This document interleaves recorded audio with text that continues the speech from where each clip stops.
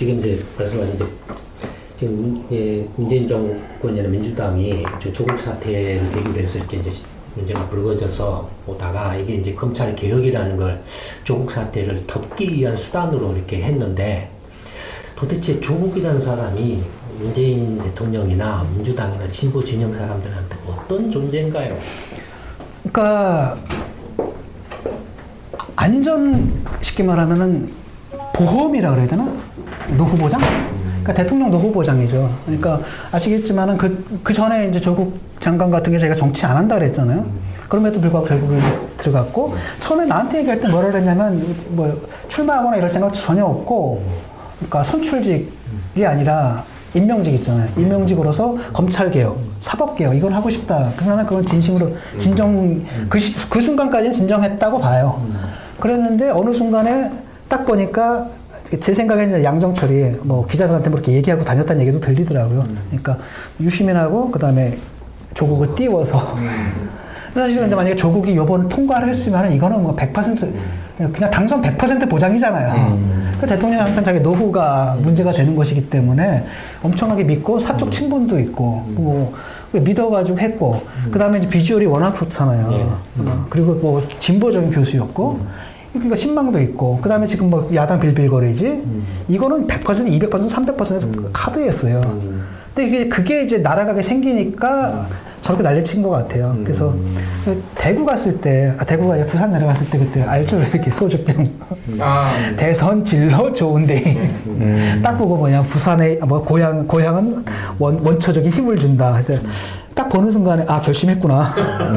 원초적인 힘이라는 건 뭐냐면은 내가 좀 있다. 근데 이기겠다라는 거야. 그러니까 그때 이제 무리하겠다라는 거죠. 그러니까 이게 사실 법무부 장관이었다라고 한다면 그건 간단한 거예요. 그 사실 딱 들어오는 순간에 물러나면 되는 거잖아요. 근데 그게 법무부 장관이 아니었기 때문에 문제가 되는 겁니다. 지지자들도. 그렇잖아요. 대한민국 부서에 장관이 몇 개입니까? 그리고 뭐 법무부 장관이 대단한 장관이었어요? 그것도 아니잖아요. 그 중에 하나인데 이 난리를 쳤던 건 그게 이제 후계자였고, 그래서 노무현, 문재인, 조국이죠. 이렇게 쭉 가는 게 이제 3위 신통기죠. 신통기. 이른바 진보 신통기고 순수가 현통이고 그래서 노무현의 꿈, 문재인의 운명, 조국의 사명 쭉 이어가지고 스토리텔링을 딱 해놨는데 그게 날아가다 보니까 엄청나게 패닉에 빠진 거고 특히 이제 영남 쪽 친문 세력들은 이제 패닉이죠. 왜냐면 다 날아갔잖아요 지금. 김경수도 지금 간당간당하지. 거기다가 이재명을 자기들이 내쳤는데 이재명 핵심문도 아니지만 이재명은 내쳤고 마땅한 카드가 없어요. 그래서 부랴부랴 지금 이광재 불러가지고 강원도 맡기고 그 다음에 누구야 저기 김두관 저쪽 내려다 보내고 이런 거죠. 김부겸은 과연 대구에서 생활할 수 있을까요? 생활하면 잘 모르겠는데 이분도 결이 좀 달라요 그분들하고. 이러다 보니까 지금 패닉에 빠졌죠. 그래서 그걸 알았던 거죠. 그러니까 이제 무슨 수를 써서라도 지키려고 했던 것 같아요. 근데 그 상식적으로 생각하면 지켜질 수가 있는 게 아니잖아요. 빨리 손절을 했어야 되는데 그게 안 되는 거고 저분들 내가 볼 때는 이낙연 별로 안 좋아해요. 그래서 처음에 저는 그걸 걱정했거든요. 저놈들이 또 이재명 잡듯이 잡겠구나. 말씀하신 걸 들어보면은 이제 조국이라는 사람은 그러니까 뭐 어떤 개인적인 관계나 친분이나 어떤 이해관계가 아니라 차기 카드로서 이제 했기 때문에 그걸 결사적으로 지키려고 무리수를 둔 것 같다라고 이렇게 보시는 거거든요.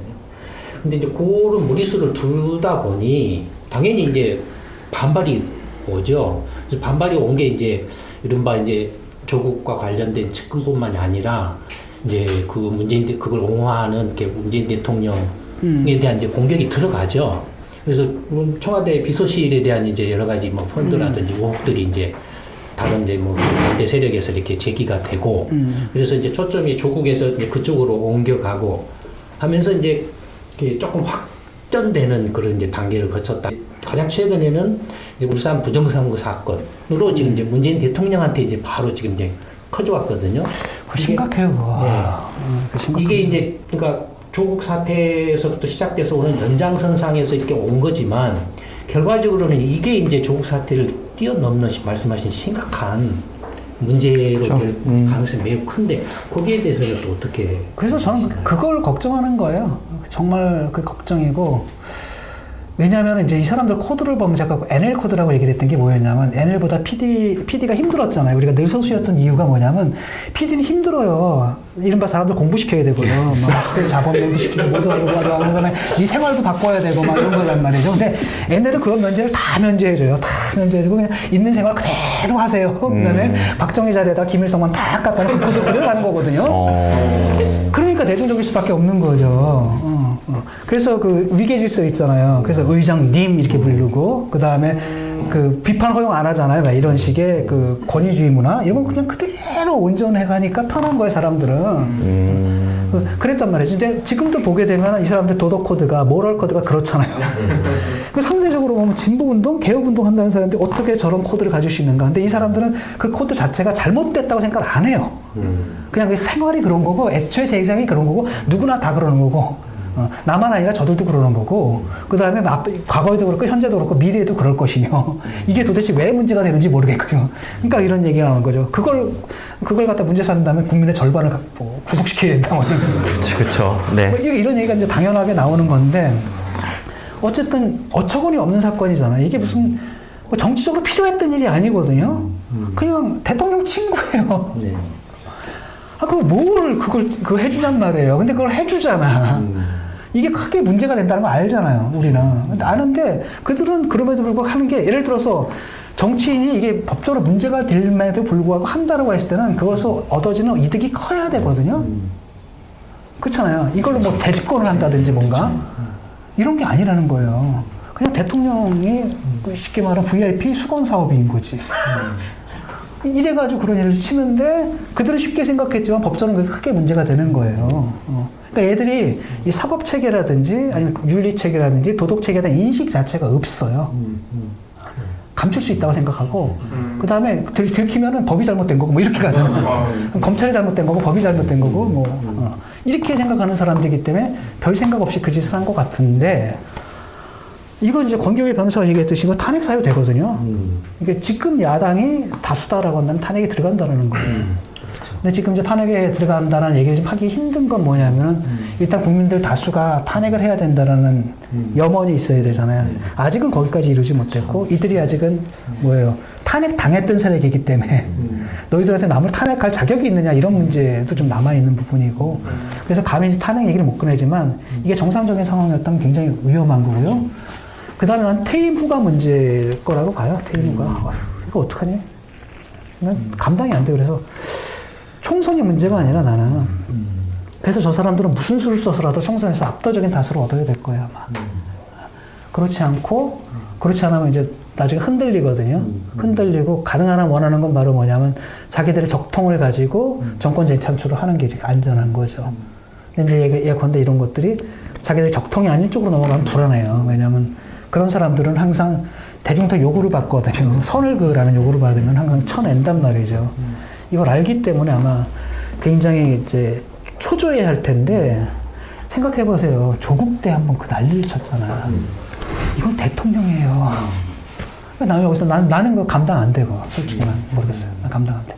그 민주당의 최재성 씨가 며칠 전에 얘기를 했는데 자한당에서 얼마 전에 탄핵 얘기는 나왔는데 무슨 얘기를 했냐면 아니다. 아직 시민이나 그 밑에는 그런 탄핵이나 그런 동요 자체가 없다. 움직임이. 그러니까 우리는 무죄다. 우리 하등의 잘못을 한 게 없다. 그런 식으로 얘기를 하더라고요. 그러니까 지금 이제 그 말은 어느 부분에 무죄는 아니지만 아직 그 탄핵에 대한 욕망 같은 걸 또는 요구 같은 거 그게 이제 왜 못 나오냐면은 근데 저쪽도 이거 문제거든요. 이것 때문에 이제 솔직히 말하면 이게 만약에 정상적인 상황이었다면 벌써 나왔죠. 근데 그걸 갖다가 뭐 자기들에 대한 지지를 착각하는 건 큰 잘못이죠. 그렇게 가면 안 되죠. 지금 이제 조국 사태를 계기로 해서 이렇게 그 불거진 그 진보 진영의 이른바 위선이나 불공정이나 부정의가 이게 이제 딸려 나온 꽃 이렇게 끌려 나온 그게 이렇게 더 커진 큰 게 지금 왕건이가 왕건이는 예. 그러니까 뭔가 이제 조국 사태와 다른 새로운 국면으로 이른바 부정선거라는 새로운 국면으로 넘어갈 수밖에 없지 않을까 싶은데. 그래서 그거는 뭐 사법적으로 갈 수밖에 없잖아요. 네. 이게 왜냐하면 조사 다 끝냈어요. 지금 퍼즐 다 맞춰놓고 퍼즐 딱 2조각 남았거든요. 이광철하고 누구예요? 아, 저기 임정석 그거 아니 모르죠. 대통령이 큰 퍼즐 조각일 수도 있는데 아직까지는 난 거기 예단하고 싶지는 않아요. 그러니까 뭐 대통령의 그러니까 일본의 그 손탁구 문화라 그러잖아요. 왜? 그러니까 그게 딱 보니까 이거 나라가 일본이 돼간다니까. 아직은 난 그거라고 생각하거든요. 왜냐하면 문재인 대통령이 그 정도까지 했을까? 뭐 근데 그 판례가 사실은 굉장히 불길하게 나와 있잖아요. 박근혜 대통령이 그쵸. 공천 개입한 거는 공천한 게 정당 내의 문제라는 거예요. 근데 이거는 선거거든요. 국민이에요, 국민. 국민의 선택을 갖다 왜곡시킨 거라는 거죠. 그 다음에 그것도 명시적인 지시가 없었어도, 그것도 그 유죄가 돼 있기 때문에 이게 이제 검찰에서 무슨 카드를 들고 있는지 모르겠지만 상당히 심각해질 수 있다는 우려를 저는 하고 있어요. 그리고 그 사태는 솔직히 저는 그냥 원하지 않아요, 그 사태는. 근데 행정관 한 명도 결국은 또 자살을 했단 말이에요, 그쵸? 지금 이제 어쨌든 간에 지금 그 왕건이가 걸려 나와서 새로운 국면으로 이렇게 전환될 가능성이 매우 높아지고 있는데 그 탄핵을 당장에 못 하더라도 아까 말씀하신 이제 퇴임 후가 문제라고 말씀하셨는데 퇴임 후에 이제 뭐 문재인 씨에 대한 어떤 뭐 소극적인 처벌이 이루어질 뭐 가능성이 있다고 하더라도 그 전에 이미 이제 울산 부정선거 관련해서는 지금 검찰이 기소한 것만 봐도 청와대가 집단으로 걸려 있거든요. 8개 직처가 다 걸려 있으니까. 예, 집단으로 걸려 있으면 이건 탄핵이 아니더라도 사퇴라는 그런 이야기가 나와도 이상하지 않을 정도 건인데. 그렇죠. 근데 그 얘기가 못 나오죠. 왜냐면 다른 상황에서 나왔을 텐데 뭐 저 사람들이 탄핵당한 사람들이고 그 탄핵 자체를 자기들이 스스로 처리를 못 해냈잖아요. 결국은 또 다시 옛날에 새누리당으로 돌아가잖아요. 이런 상태 속에서 그 국민들이 느끼는 건 뭐냐면 우리가 다 느끼는 그 답답함이잖아요. 대안이 없다. 이것도 아니고 저것도 아닌데 어쩌냐 이런 거지. 이게 정말 그 불만이 이제 분노가 되어가지고 사퇴하라 이런 요구까지 나가지 못하고 있는 상태죠. 그러니까 저 같은 경우는 작년 가을에 서초동은 갈 일이 아닌 것 같고 광화문은 가고 싶은데 괜히 가면 그쪽에 머리 하나 보태질 것 같아서 못 가는 거예요. 그래서 우리 못 갔잖아요. 그러니까 이거 곤란하더라고요. 그러니까 지금 많은 국민들이 그런 국민들이 많고 제가 대변하는 게 바로 그건 것 같아요. 내가 갑자기 뭐 한 게 내가 뭐 얼굴이 잘생겨서 그런 것도 아니고 글을 잘 써서 그런 것도 아니고 어떤 얼굴 잘생겼다는 해석을 해주시면 안 될까요? 그런 흐름들에 내가 올라탄 거죠. 이게 튀어나오니까 호응이 있는 거죠. 그래서 그런 분들이 굉장히 많고, 네. 다만 이제 한 달 사이에 바뀐 거는 그런 분들이 이제는 이제 두려워하지 않게 되고 있어요. 이렇게 아주 당당하게 얘기를 하고 술자리에서도 이제 얘기하고 좋아요도 당당하게 네. 들고 이게 배너도 이제 민주당만 빼고 배너도 딱딱딱 올리고 그 다음에 그 페이스북에서 친구 떨어지면 가세요. 라고 얘기를 하고 당당하게 얘기를 하고 있단 말이죠. 사실 난 거기까지고 중요한 건 공론의 장을 회복하는 게 중요하거든요. 우리가 보통은 어떻게 되냐면 정치인들이 있죠. 대중들이 있죠. 요 사이에 보통 이제 전문가들, 지식인들 이런 사람들이 있어요. 이걸 세론이라고 그러고 이거 담론이라 그러잖아요. 그러니까 이 정치인들은 뭐냐면 얘들 없이 그냥 세뇌시켜서 자기들 동원시키는 걸 좋아해요. 그때 여기서 걸러주는 거잖아요. 네. 대중들은 열받으면 막 욕하거든요. 그걸 품위 있는 비판으로 바꿔서 정권에 전해주고 그 다음에 정권이 하는 것들을 비판해주고 그 다음에 얘들이 하는 것 중에서 뭐랄까 복잡한 부분들을 갖다 대중들한테 설명을 해준다라든 이런 역할을 해야 되는데 제일 먼저 자기들이 한 게 바로 뭐 이거를 없애는 거예요. 그러니까 유시민 씨가 한 게 바로 그 일을 한 거죠. 그래가지고 일단은 뭐 했습니까? 지식인들을 다 공격을 하는 거잖아요. 그 입진보. 입진보라고 해서 지식인들, 저놈들은 한 번도 진보에 도움된 적 없어. 라고 해서 공격을 해서 그들을 저격을 해버리고, 그 다음에 또 하나는 바로 뭡니까? 그 언론들을 그래서 기레기로 만들어버리잖아요. 그러면은, 그래도 언론은 말이죠. 자기들이 외국 보도하면 그거 다 사과하게 돼 있어요. 정정 보도하게 되어 있고. 그러니까 팩트 자체로부터 사람들이 차단당하는 건 상태에서 얘들의 이데올로기를 그대로 주입당하는 거잖아요. 이게 사실 누가 해왔던 거냐면 이게 옛날에는 이제 조중동은 언론인데도 그 일을 같이 했던 거 아니에요. 그래서 이 모델을 갖다 누가 갖고 오냐면 얘네들이 갖고 온 거예요. 그래서 언론이 뭐가 되냐 어용화가 됐잖아요. 한겨레라든지 보시겠지만 진보 언론들도 공격을 해서 왜냐하면 구독 중단해버리면 타격을 받거든요. 얘들도 어조를 조정하게 되는 상태 속에서 공론의 장이 무너져 버린 거예요. 그러니까 쟤들의 선동에 이쪽도 같은 선동으로 맞서자. 그러니까 선동가들만 양쪽에서 유튜브 선동가들 양쪽에서 있고 중간에 있는 사람들은 갈 데가 없는 거죠. 합리적인. 그래서 이걸 양쪽에서 잘라내야 되거든요. 잘라내고 보수든 진보든 여든 야든 간에 그런 식으로 물리량 대결을 해야 되는 거잖아요. 그러면 쪽수 대결밖에 안 되거든요. 그러니까 우리는 100만이었어. 저쪽에 우리는 300만이었어. 아니, 자기가 올바름을 얘기를 하기 위해서 굳이 광화문 나가야 됩니까? 그 미련한 방식이잖아요. 그래서 자꾸 논리를 갖다 물리로 바꿔놔요. 그게 이거 장을 회복하려면은 저든 야든 간에 합의할 수 있는 공공의 장이 있죠. 커먼 센스라는 거 확인해야 되거든요. 요걸 지금 회복하는 게 사실은 저희 과제예요. 네. 지금 말씀하신 것처럼 사실 이제 그 일반 국민들이 우리 진중권 교수 말에 크게 공감하는 것도 아까 말한 그게 진보 진영의 위선적인 것도 있지만 한편으로는 그 입진보들에 대한 굉장한 거부감, 반발이거든요. 그런 점에서 봤을 때 이제 우리 진 교수께서 특히 이제 김어준 씨나 유시민 씨에 대해서 굉장히 이야기를 많이 하시는데 그 부분에 대해서 조금 정리해서 이야기해 주세요. 그러니까 원형 물론 나치 때랑 다르겠지만 그 프레임은 똑같아요. 그 나치 때랑 다른 점은 뭐냐면은 나치 때는 이게 이제 대중과 그 정권의 협업 이런 게 강했는데 지금은 디지털 시대다 보니까 대중의 자발성이 훨씬 더 강하고 그다음에 약간 상업적 코드거든요. 그게 돈이 돼요.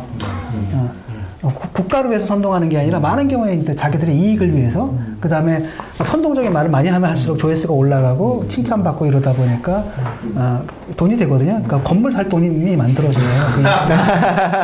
근데 이제 철저하게 그 나치즘의 가장 핵심적인 게 바로 뭐냐면 반엘리트주의예요.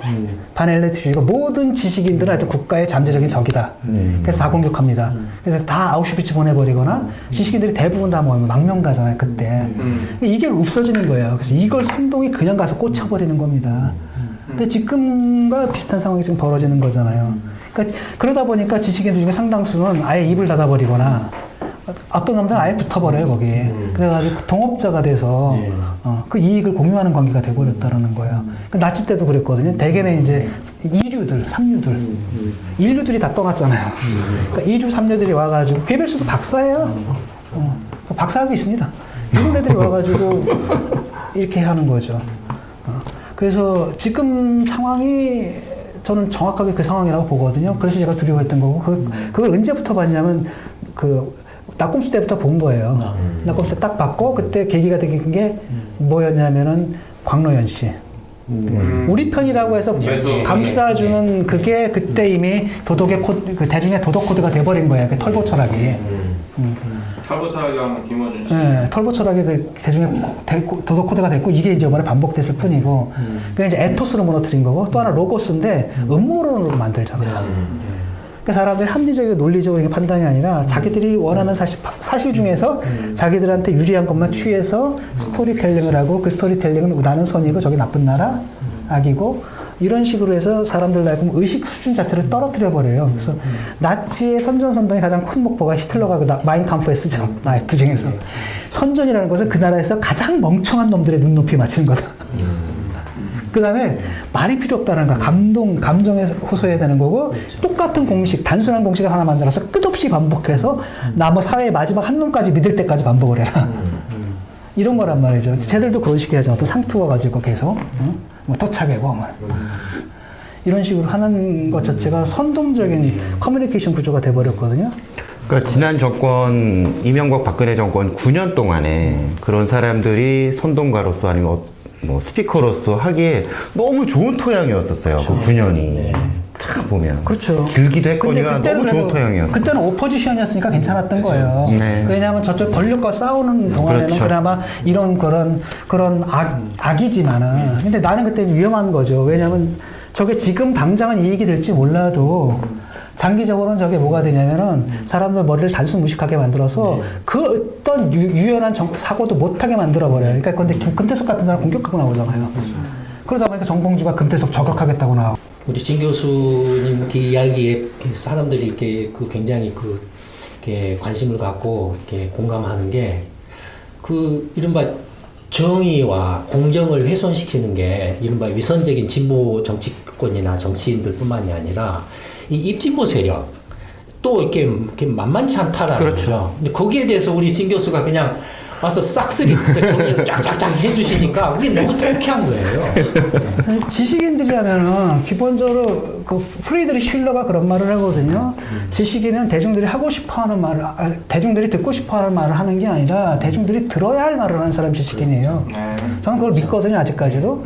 왜냐하면은 내가 지금 아까도 밥 먹었잖아요. 내가 만든 쌀 아니잖아요. 내가 지금 옷 입고 있죠. 내가 만든 옷 아니거든요.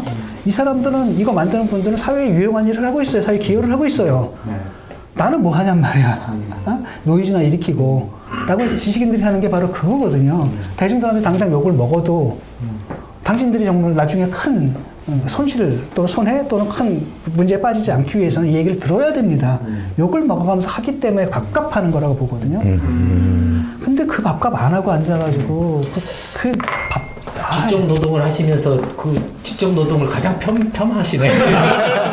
아니 근데 솔직히 좀 가끔가다 생각이 들어요. 음식 배달에 딱 먹으면서 늘 그런 생각을 해요. 저 배달해주는 거는 굉장히 사회적으로 유용한 일인데 내가 지금 쓰는 길을 과연 그 정도로 유용한 이건 이제 지식인들이 늘 갖고 있는 뭐랄까 열등의식? 뭐 그런 거 있지 않나? 다들? 이제 그러면 이제 공정과 정의를 이제 다시 이렇게 회복시켜야 되는데 이제 두 가지 좀 뒤에 문제점이 좀 이렇게 부각되는데 하나는 어쨌든 간에 지금 기존의 정치권 뭐 진보 진영이라고 하든 보수 진영이라고 하든 아니 그거 뭐 차기 대선 주자를 어떻게 만들어내느냐 하는 뭐 이런 것들을 우리가 되게 현실적인 정치야 또 정치인이란 저런 거야 라고 그냥 체념하고 받아들이고 거기에서 회전문식으로 최악 하면서 이렇게 이렇게 투표할 때 그냥 투표하는 것만이 이렇게 민주주의라는 자기 착각 속에서 그렇게 해야 되는 건지 아니면 뭔가 정의와 공정을 이렇게 회복하는 데 있어서 뭔가 다른 어떤 방법이나 해결 어떤 대안들이 이렇게 좀 강구를 해야 되는 건지 그러니까 첫 번째 좀 이렇게 여쭤보고 싶은 질문. 뭐 어떤 대안들에 대해서는 사실 뭐 저도 마땅한 게 없고요. 이 상황 속에서 지금 제가 이제 제시했던 게 그거잖아요. 저 사람들이 저렇게 왜 썩느냐. 근데 왜 썩어가면서도 왜 반성을 안 할까. 반성을 안 하는 게 아니라 자기들이 옳대잖아요. 니들이 잘못했다는 거거든요. 그래서 제가 표창장 위조 당해서 죄송합니다. 제가 정말. 그래야 되는 거잖아요, 지금. 그런 상황이란 말이죠. 우리가 얼마 전에 발언 나오니까. 제가 감수성 부족해서 죄송합니다. 그렇죠. 반성하셔야 됩니다. 이런 상황이 되어버렸단 말이에요. 근데 그건 왜 그러냐면 저들이 왜 저렇게 교만해졌냐, 오만해졌냐라는 것은 니들이 어쩔 건데 우리가 지금 저걸 찍을 거 아니야? 쟤들 찍을 거야? 네. 이 변절자야? 네. 토차배구야? 이렇게 그쵸. 나오니까 사실 거기서 답이 없었던 거잖아요. 그래서 마지못해서 이제 차악을 찍는다. 근데 이제 문제는 뭐냐면 차악을 찍다 보면 영원히 차악만 찍게 되는 거잖아요. 그래서 어느 순간에 그냥 독일말 슈루스다음에 끝. 이제 그만. 우리도 화났다는 걸 보여주자. 얼마나 큰 힘이 될지 모르겠어요. 근데 솔직히 말해서 그래서 이 사람 바꾸고 저 사람들 물러가고 당신들이 들어왔는데 당신들이 저 사람들보다 얼마나 나은지 잘 모르겠다는 거잖아요. 나한테 투표를 할 수 있는 계기를 주려면 너희들이 뭔가 저들과 다르다는 점을 보여줬어야 되잖아요. 근데 어떤 경우에는 저들보다 더 하거든요. 근데 왜 찍어달라는 얘기냐? 니들이 왜 차악이라고 그 자신감은 어디서 나와? 너희들 최악이라는 생각 안 해봤어? 나는 그냥 항상 그렇게 생각하거든요. 차악과 최악을 구별하는 기준 뭐냐? 있습니다, 하나 딱. 권력 잡은 놈이 최악이에요. 그쵸. 왜? 할 수 있는 일이 많기 때문에. 뭐야, 권력 못 가진 놈은 하고 싶어도 못해요. 그때 그놈들이 차악인 거죠. 그래, 차악 찍을까? 이렇게 역으로 할 수 있겠고. 그래서 뭐 누구를 찍으라 뭐 이런 얘기는 못 하겠어요. 근데 딱 하나는 뭐냐면 그럼에도 불구하고 그들을 찍어준다면 바보라는 거예요. 내가 바보가 아니다라는 사실만은 확인하자. 그 다음에 또 하나는 뭐냐면 양대 정당에 끌려다니지 말고 다른 정당들이 있잖아요. 군소정당들 이른바. 그들 키워주면 되는 거 아니에요. 그래서 문제는 뭐냐. 그들이 키우지 자라나지 못하게 막는 게 누구냐면 일단 뭐 자유한국 등 세력들이겠죠. 그 다음 민주당은 잘했느냐? 아니잖아요. 막판에 선거법 어떻게 만들고 누더기 만들어가지고 결국 이 사태를 만든 거예요. 캡 씌워가지고. 캡은 뭐하러 씌워 거기다가. 그냥 뭐랄까 그냥 원칙대로 갔으면 이런 사태가 없잖아요. 이러다 보니까 다 꼬여가지고 이상해 져버렸단 말이죠. 그래서 전 그래요. 안 찍을 수도 있죠. 그냥 아니 둘 다 찍든지 하나씩 공정하게. 니들도 나쁜 놈이고 하나 먹어라. 니들도 나쁜 놈이고 하나 먹어라. 이럴 수도 있지만 저는 이번에 아마 이른바 군소정당이라고 하는 데를 찍을 것 같아요. 그래서 바보가 되고 싶지 않아요. 그 다음에 저들의 프레임 있잖아요. 그들이 자신들이 부패하면서도 저게 당당하게 만들어주는 그 자신감의 근원. 그게 바로 그거잖아요. 난 그거는 무너뜨려야 된다고 생각하고 그래서 민주당만 빼고라고 얘기를 했던 거고 그걸 우리 김광수 소장님이 제일 먼저 받아주셨어요. 3일만인가 받아주셨고 그리고 나서 한 2주 있다가 임미리 교수가 받았고 그리고 나서 이걸 임미리 교수가 굉장히 큰 얘기를 한 거예요. 왜냐면 이걸 갖다 써버렸잖아요. 컬럼을 딱 썼고 그걸 갖다 저 멍청한 사람들이 받아가지고 이 사건을 그래서 감사합니다. 이 자리를 빌려가지고 당신들의 멍청함에 정말 무한한 감사를 이렇게 경직된다라는 거예요. 사람들이. 그러니까 정치하는 사람이라면 알잖아요. 이게 어떤 거라는 거 알잖아요. 근데 저 사람들은 뭐라고 생각하는 거냐면 운동권 메탈리티거든요. 공격해야 되는 거죠. 이런 거 빨리 나와서 제거해버려야 된다고 생각하는 거예요. 그러면서 이런 상식적인 판단을 못 하는 거죠. 설사 그게 선거법 위반이다 하더라도 딱 이거 하는 순간에 그림이 안 그려지나? 그런 머리가 없다라는 거예요. 진중권이 얼마나 좋아하겠어. 나를 고소하라, 나를 고발하라, 난리가 났잖아요. 근데 현실적으로 이제 당장 눈앞에 4월 이제 총선이 다가왔기 때문에 일반 이제 국민들 입장에서 이제 정말 양쪽 이른바 진보 보수를 양 진영이라고 하는 민주당이나 자한당에 대한 이제 불신이 굉장히 극에 달한 상황에서 뭔가는 선택을 해야 되는 입장에서 이제 어떻게 할 건가라는 문제에 대해서 말씀을 해주셨는데. 보다 조금 더 이제 넓게 크게 좀 이렇게 봤을 때, 예, 한국의 어떤 이제 정치 변화 또는 한국 사회 변화가 이렇게 과거에 이제 이렇게 이제 한국 전쟁, 식민지 시대 때 한국 전쟁 거쳐서 그다음에 이제 박정희 이제 발전 하면서 이제 또 90년대 민주화, 그다음에 이제 21세기로 넘어들어서 이제 이른바 지식 정보화 시대 이런 식으로 뭔가 길게 또 넓게 크게 봤을 때 한국이라는 나라 또는 한국 사회 정치가 큰 변화, 패러다임의 변화를 겪어오고 있는데 그 과정 속에서 지금 이제 현재 민주당이든 자한당이든 실타라는 이런 상태까지 왔다라는 거죠.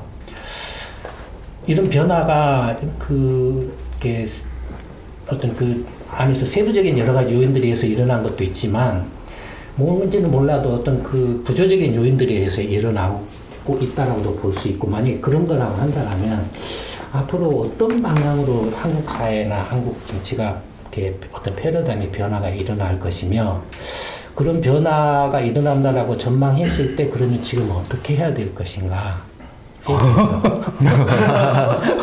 내가 막 술 마셔야 될 것 같아. 그럼 그렇게 거창하게까지는 생각 안 해봤고, 어쨌든 저는 그냥 뭐랄까, 토끼라고 생각하면 되거든요. 잠수함의 토끼고, 시인들이 그렇잖아요. 네. 그러니까 뭔진 모르지만, 사회과학자들처럼 논리와 통계와 자료를 탁탁탁탁 들이대면서 얘기는 못하지만, 뭔가 아니야라는 느낌들을 먼저 받잖아요. 인문학자들도 좀 마찬가지거든요. 우리가 사회학 통계를 알겠어요, 경제를 알겠어요. 근데 뭔가 딱 보면, 이건 좀 아닌데라는 느낌들을 좀 받아요. 그 뭐냐면 한국 사회가 계속 나아진다는 느낌이 있었어요. 보수 정권이든 진보 정권이든 간에. 그러니까 박정희도 사실은 그렇잖아요. 군사 정권이지만 경제적으로 그 당시에 필요한 일들을 했고 경제 성장을 했잖아요. 왜냐? 당시에는 한국 사회가 농경 사회였는데 기계와 결합된 신체를 가진 유일한 계급이 군인들이었거든요. 한국 전쟁을 치러봤기 때문에. 그래서 그걸 가지고 산업화를 했고 그게 무너지고 나서 그다음에 이제 김영삼 정권만 그다음에 노태우 정권만 해도 연성화 시켰거든요. 이 파수 체제를 연성화 시켜가지고 농담을 받아주는 대통령. 근데 북방 정책 통해서 반공 이데올로기를 약화시킨 측면이 있었고 김영삼 대통령도 원래는 자기가 정상회담 하려고 그랬잖아요. 그리고 하나와의 척결했고 금융실명제 했고 그래서 정치적으로 한국 사회가 뭐예요? 군사독재로 갈 수 없는 그 과정을 민주화 과정을 비가역적으로 만들었고 금융실명제를 통했기 때문에 이런 부위도 우리가 잡을 수 있는 거잖아요. 지금 필요한 일을 했어요. 그 다음에 누가 등장하냐면 김대중 대통령 뭘 했냐면 한국 사회가 산업사에서 멈췄는데 정보화세로 넘긴 거예요. 그게 이제 지식 기반 경제 이런 프레임이었고 그때 이제 벤처니 뭐니 물론 날도 먹고 그렇지만 그럼에도 불구하고 실제 인터넷 기업들이 지금 다 그때 만들어진 거고 그게 한국의 종잣돈이 되고 사실 바로 그거가 일본이 지금 아날로그에서 우리를 앞섰지만 디지털에서 우리가 떨어져 버린 거잖아요.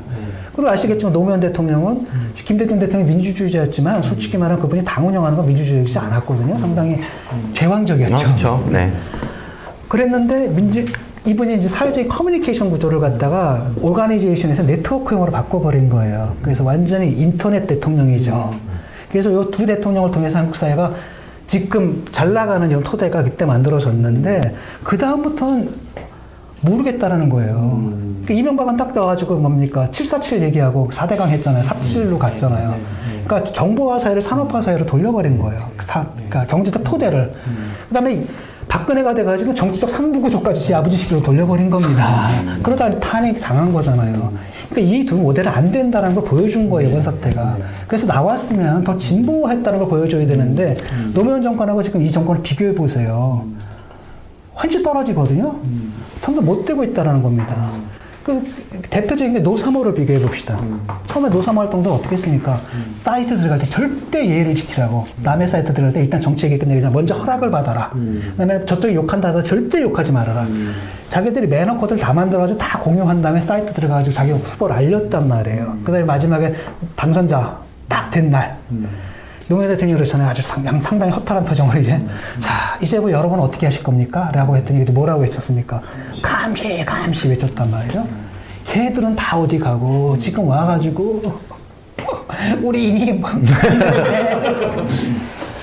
뭐 이런 식의 그 다음에 파시스트 군중을 만들어버려 추적 군중이거든요. 돌아다니면서 뭐 대통령 비판하는 사람들 몽땅 다 공격하고 이것만 봐도 이 정권의 성격이 다르다라는 걸 알 수가 있다라는 거예요. 그래서 저는 지금 제가 걱정하는 건 뭐 보수야 이미 오래전에 파탄이 났고 아직 정신도 못 차리고 있고 나중에 기회가 되면 한국 보수가 뭔지를 점검을 좀 하고 싶어요. 왜냐하면 자기 점검 능력도 없어요. 그 사람들은 자기들이 뭘 좀 잘못했는지 모르고 어떤 상태인지 자체에 자기 점검 자체가 안 돼요. 이게 없으면 왜냐하면 자기 지지 대중들을 항상 바보로 만들어 왔거나 좌빨이란 받았단 말이죠. 계속 좌빨하다가 자기들도 그 수준으로 떨어져 버리는 거예요. 왜냐, 그 선전선동의 그 딜레마가 역설이 있는데 선동하는 놈은 항상 자기를 선동 당하는 것보다 위라고 생각하죠. 계속 선동하면 얘가 멍청해지잖아요. 그럼 그 수준을 계속 맞춰가요. 자기도 같이 멍청해져요.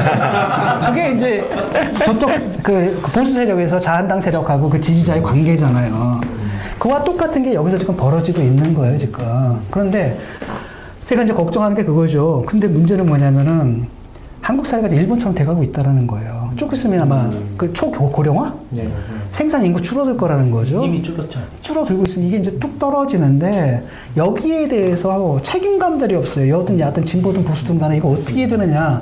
공론의 장을 만들어서 이거에 대해 사회적 합의를 이루어지고 이래야 되는데 앉아서 진영 논리해서 토착외고 빨갱이 그래서 해방 전후사를 만들어버렸어요, 지금 이게.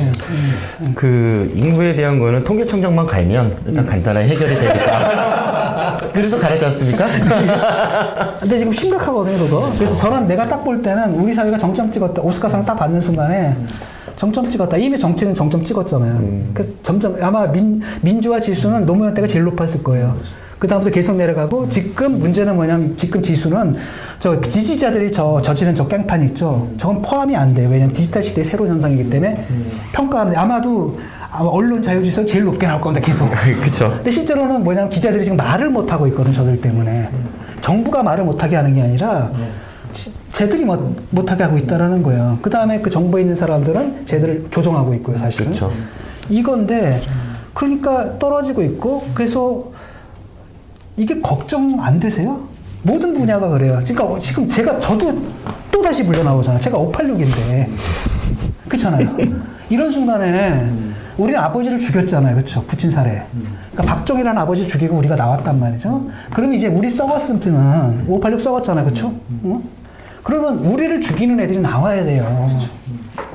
너희들 죽여라. 응? 너희들 죽어라. 물러나라. 이런 애들이 나와야 되는데 이번에 공천 준 거 봤죠? 젊은 애들이 다 뭐가 되냐면 아예 공천 받아서 들어갈 때부터 쉬어 있더라고. 마치 쉬어 있는 애들.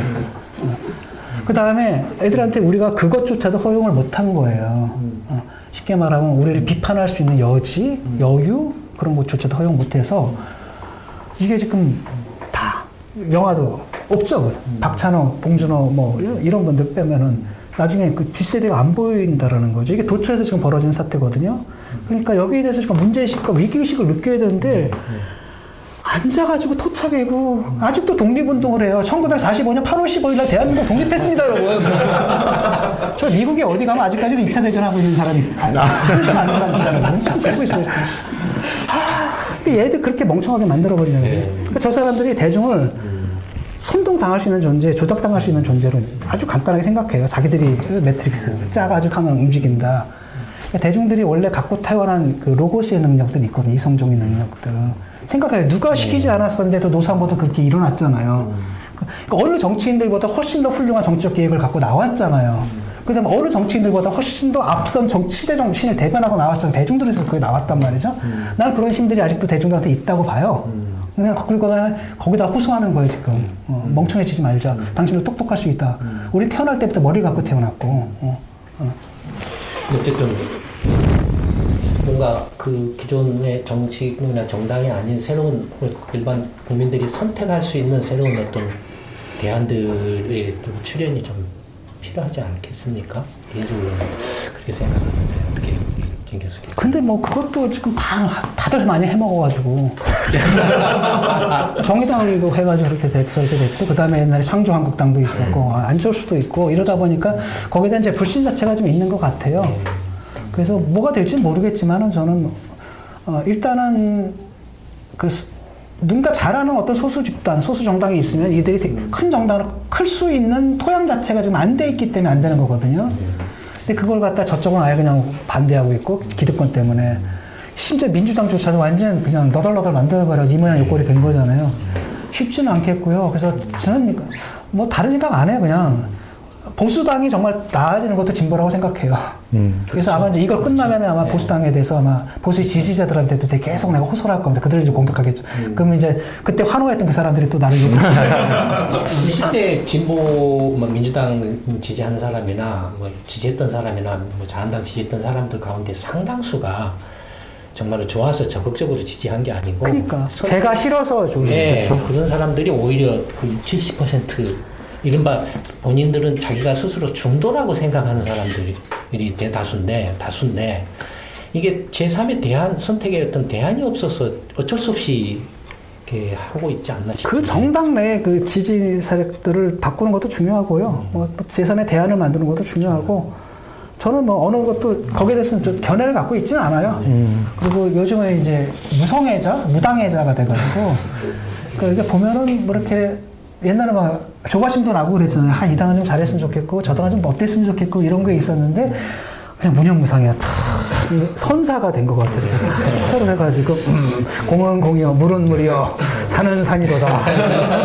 선사가 돼서 이제 저희 같은 경우는 이제 아무래도 이렇게 어떤 연구를 하는 그런 업을 하는 또 직업을 갖고 있고 아까 말씀하신 것처럼 뭔가 이제 미래의 세대 또는 뭐 앞으로의 한국이라는 나라가 어떻게 될 것인가에 대해서 이제 굉장히 우려를 이제 크게 하고 있기 때문에 그걸 뭐 어떻게 해서든지 지금 그 문제를 풀어낼 수 있는 방안을 찾지 않으면 안 된다는 위기의식이나 위기감이 굉장히 커서 그게 어떤 방법이 됐든 누가 됐든 간에 지금 문제를 풀 수 있는 방법을 빨리 찾아야 된다라는 그런 생각을 갖고 있습니다. 좀 시간이 이제 다 돼서 오늘 이제 정말로 이렇게 우리 신 교수님하고는 제가 정말 5년 터울로 이렇게 지금 딱 오늘까지 3번 만나서 2007, 8년인가 한 번 뵙고 그다음에 2010 때 4년에 한 번 뵙고 또 오늘 했었는데 오늘 이제 말씀 나누다 보니 굉장히 재미있고 기회가 되면 조금 앞으로 여러 번 또 나와서 해주시면 저 실업자입니다. 방금 그 마지막 부분에서 말씀하신 요새 이제 한참 핫한 이슈 그 이렇게 봉준호 감독 그 관련해서도 한번 우리 또 이렇게 전문가시니까 영화는 제가 잘 몰라요. 영화는 잘 모르고 다만 이제 제가 걱정하는 것들은 이렇게 흐름은 보이잖아요. 이렇게 보면은 전체적으로 이번에 논객들도 지금 후속 세대가 없지. 이게 도처에서 보이는 현상들이거든요. 중간에 뚝 끊기고, 우리 한국도 픽 피크를 찍었구나. 이제 내려갈 일만 남았구나. 이런 위기의식들을 굉장히 강하게 갖고 있어요. 그래서 그 정도지, 제가 영화에 대해서. 영화를 보는 이제 코드가. 진 교수님 이렇게 지금 오늘 이야기하시는 거 보니까 자리만 만들어주면 막 아니 그래서 그러니까 이번에는 공교롭게 저희 정모의 전체 이제 강연이 아니고 이렇게 이제 두 분 대담으로 자리를 좀 바꾸긴 했는데 다음에 이제 저희 또 정모 때가 있으니까 그때는 이제 전체 강연장에서 저희 그 수료생들 다 모은 자리에서 다시 한번 우리 진 선생님 모시고 한번 멋진 강연을 듣는 시간을 가져보도록 하겠습니다. 하고 또 모처럼 이렇게 지금 광팬들이 지금 한 몇 분 오셨는데 혹시 사인 받았어요. 혹시 질문하실 질문하고 질문하세요. 40초를 기다리라 해서 질문하라고 그런 다음에. 없어요? 질문들 하세요. 저기 제가 그 준경 교수님도 진보신당과 이제 정의당 당원 활동을 하셨잖아요. 그래서 이제 나름대로 그 정의를 실현하는 방법 중 수단으로 그렇게 이제 진보 진영의 매연을 확대하기 위해서 많은 활동을 하셨는데 혹시 그 애로점은 없었는지, 그리고 혹시 한국 시민들이 이제 현 생활 정치를 하는 데 있어서 그 어떤 정당을 가입하는데 애로사항이나 뭐 그런 게 없는지 그동안 경험을 좀 들려주세요. 뭐 소수 정당 하면 아무래도 이제 뭐 자기 목소리 인정 못 받잖아요, 많은 경우에. 그런 게 좀 애로사항이었고, 민주노동당 때는 이제 딱 선거에서 나가잖아요. 그럼 뭐 멱살 잡혀 딱, 야, 이 민주당 놈들아! 구별을 못 해. 민주당 욕까지 같이 먹고, 우리는 아니에요. 우리는 민주노동당이에요. 이랬던 거고, 이제 뭐 선관위 뭐 이런 데 물어보면 무조건 다 안 된다 그러니까, 그 지하철에 가가지고 막 하는데 공익이 막 쫓아와. 막 도망다니고. 이랬던 경험들. 그 다음에 그게 너무 좋았어요. 우리는 돈이 없으니까, 그 보급투쟁한다 그래요. 그래서 이제 카드 빚져가지고 막 후보 막 하고. 근데 그 시절이 참 좋았어요. 하면서 너무너무 기뻤고, 그 책 인쇄 딱 들어왔는데 그냥 절반 딱 떼가지고 그냥 당에다 내고 뭐 이랬던 시절이 너무 좋았고, 그때 순수한 열정들. 그러고 어느 정도 제도권에 진입도 했고, 좋습니다. 근데 힘들죠. 그런 것들이 어떤 외로움들 계속 무시당하니까. 무시당하는 부분들이 있겠고, 근데도 뭐, 그래도 뭐 내 생각에 가장 맞는 당이 있다는 건 고마워했고요. 얼마 전까지도 고마워했는데 정의당이 정의인데 말이죠. 근데 이제 그게 결국은 어느 순간에는 이건 내가 이제 참을 수 없겠더라고요. 그러니까 이거 내가 그 모든 희생도 하고 봉사도 하면서 했던 그것이, 그 가치를 저 당에 저렇게 가볍게 생각하는 걸 보니까 어느 순간에 더 이상 못 있겠다는 판단이 들더라고요. 한국 정당의 문제가 그거예요. 자기들 가장 소중하게 여기는 그 가치 자체를 배반하는 거. 보세요. 민주당에는 민주가 없잖아요. 그렇죠. 정의당에는 정의가 없어요. 바른미래당에는 미래가 없고요. 자유한국당에는 한국이 없어요. 근데 진 선생님께서 과거에 그렇게 진보 정당 안에서 활동을 하셨을 때만 해도 오렌지색 당은 한 당밖에 없었거든요. 또 하나 생겼어요? 그러니까 최근에 하나가 생겼지 않습니까? 다행이셨네요. 그렇게 보면 색깔로만 봤을 때는. 그게 왜냐하면은 빨간색을 써야 되는데 빨갱이라고 할까 못 썼는데 세상에 그걸 자유한국당 애들이 쓰더라고. 새누리당에서 딱 쓰는 걸 보고 그때 박근혜 할 때 내가 놀랬잖아요. 야, 변색의 보수당 중에서 어느 보수당이 빨간색을 쓰냐 니들. 지금 그 오렌지색 당하고 주황색 당이 지금 색깔 때문에 그래서 문제가 좀 있거든요. 오렌지하고 주황하고 뭐가 다른데 근데? 다르다고 하더라고요. 어느 쪽에서는. 그거 뭐 색깔 좀 뉘앙스 다르게 주든지. 아까 중간에 넣어가지고 제가 이런 질문이 이미 나왔었는지는 제가 잘 모르겠는데요. 이게 주위에 이제 친구들이나 말을 들어보면은 이제 신년에 하실 때 유시민 씨랑 같이 하셨잖아요. 그래서 보면은 이제 유시민 씨는 똑똑하고 말도 일리가 있고 맞는 것 같은데 진짜 뭔가 이렇게 굉장히 정말 끝까지 들어보면 결국에는 궤변이고 그래도 사람들이 꽤 잘 듣고 있단 말이죠. 근데 그걸 그 사람들의 어떤 생각을 어떻게 우리가 설득을 해야지 힘들죠. 그게 왜냐하면 이제 그렇잖아요. 그 유명한 말이 있잖아요. 그 괴벨스 말인가? 그러니까 선동을 한마디 말로 되는데 그 선동을 바르려면 10마디 말이 필요하고 그때쯤에 이미 대중들은 설득당한 상태다. 굉장히 오래된 거고 그 플라톤의 고르기아스 편에 그 얘기가 나와요. 포기하는 게 예, 고르기아스가 이제 뭐라고 얘기하냐면 그 얘기를 하죠. 말쟁이거든요. 그래서 말솜씨라고 해서 어느 환자가 있는데 수술을 받지 않으면 당장 죽는 환자야. 근데 수술을 거부해. 의사가 설득했는데 못 설득했어. 근데 내가 딱 가지고 5분 딱 얘기한 다음에 수술 받게 했잖아. 그 다음에 얘가 뭐라 그랬냐면 자, 그럼 그 의사랑 나랑 미인에 나가서 출마한다고 생각해봐라. 대중들이 누굴 뽑아주겠냐. 얘나 지금이나 똑같은 거죠. 그랬더니 그 소크라테스가 이제 거기서 대화 상대자 소크라테스거든요. 뭐라 그러냐. 고르기아스요. 자, 의사에게는 의술에 관한 참된 지식이 있다. 에피스테마가 있다. 하지만 그대는 지식이 없지 않냐. 그럼에도 불구하고 사람들을 설득시켰단 말이지. 진리 없는 설득이다라는 게 얼마나 무섭지 않냐. 근데 그게 그 원형이에요. 계속 반복되는 거고, 나치 선동도 그렇고. 그날 보면은 이제 유시민 씨가 그 사람들은 항상 뭘 해도 자기들이 이겼을 거예요. 그쵸? 나는 뭐, 그냥 그 자리도 사실 어웨이 게임이었고, 여기도 다 어웨이 게임이고 돼가지고, 뭐 내가 아무리 뭘 해도 하여튼 그들은 이겼어. 근데 절대 질 수가 없어요. 독일도 그랬잖아요. 뭐 저쪽, 동부전선에서 해가지고 패망 직전까지 계속 이기고 있었거든. 근데 그게 이제 선동의 힘인데, 그 사람들 뭐, 유시민 씨가 이제 잘하는 게 그런 거예요. 이렇게 이겼다라는 느낌을 주는 거 있잖아요. 이렇게. 이게 중요한 거지. 사실 그때 내가 지적한 거에서 논리적으로 답변한 거 하나도 없어. 다 피해갔죠. 다 피해가고 대답 못 하거나. 그러면서도 여유 있게끔, 그래서 응담 턱 하면서, 요런 게 이제 선동가들의 특성이에요. 그 16년에 홍준표 씨가 당대표를 했을 때 총선 치르면서 의석을 많이 뺏겼지만 사실상 이긴 선거다 하는 거와 비슷한. 그렇죠. 그러니까 정신승리고 그 사람들은 뭐 요만한 것만 있어도 그게 정당화가 다 되거든요. 그래서 그게 좀 힘든 게 뭐냐면 근데 어쩔 수 없어요. 그 팩트로 싸워야 돼요.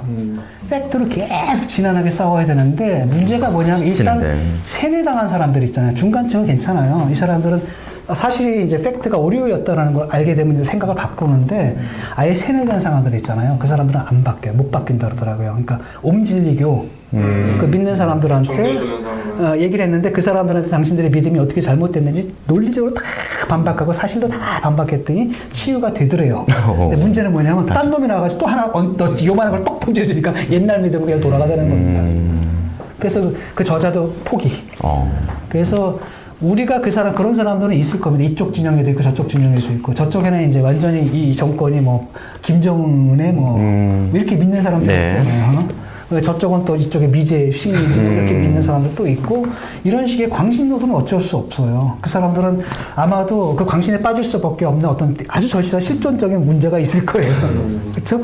그들의 개인적 문제를 갖다 사회 문제화하는 게 그들이기 때문에 그들은 배제하고 그렇지 않은 사람들 그 같은 경우는 팩트를 통해 가지고 지난한 싸움이에요. 임찬종 기자 보셨어요? SBS? 네. 추미애가 거짓말 하나 하면 이만큼씩 써야 되잖아요. 계속 써 올리는데 그 수밖에 없어요. 싸워야 되는데 지치지 말아요. 그래서 팩트, 그다음 내가 그러잖아요. 사실, 진실, 그다음 또 하나 있다면 끈기. 네. 자, 그러면 오늘 2020년 2월 15일 김광수의 경제데이트 특집 방송은 이것으로 마치기로 하고요. 다음 저희 정모 때 다시 우리 진중권 선생님 모시고 다시 강연을 하는 걸로 하도록 하겠습니다. 감사합니다. 네. 감사합니다.